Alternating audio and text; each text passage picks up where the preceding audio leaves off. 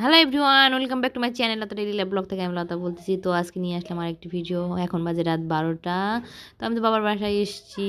তো ভাবলাম মুরগিটা কেটে রেডি করে দেই মাকে, সকালবেলা মার তাড়াতাড়ি হবে রান্না করার। এর জন্য আমি বসে পড়লাম মুরগি কাটতে। দেখুন আমি কত সুন্দর করে মুরগিটা কাটতেছি। আর বটিটা যে এত বাজে ছিল কি বলবো, আমার অনেক কষ্ট হয়েছিল আর আমার হাতটাও কেটে গিয়েছিল। কিন্তু তারপরও কি আর করার, আমি মুরগিটা কেটে দিলাম। দেখুন এটি কিন্তু একদম দেশি মুরগির মতো শক্ত মুরগি। অনেক কষ্ট হচ্ছিল কাটতে।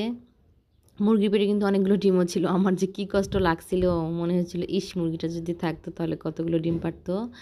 তো তারপরে দেখুন আমি কত সুন্দর করে মুরগিটা কাটতেছি। আর শীতে তো আমার মানে গাটা কাঁপতেছিল। আমি বেলকনিতে বসে মুরগিটা কাটতেছিলাম, অনেক ঠান্ডা লাগতেছিল। তো তারপরেও আমাকে মুরগিটা কাটতেই হলো। সকালবেলা যেন মায়ের কষ্ট না হয়, তাই ভাবলাম কষ্টটা একটু কম করে দেই। তাই মুরগিটা রাতে কেটে রেডি করে রাখতেছিলাম। দেখুন এই মুরগিটা কিন্তু খেতে অনেক টেস্ট, একদম দেশি মুরগির মতো লাগে, অনেক ভালো লাগে।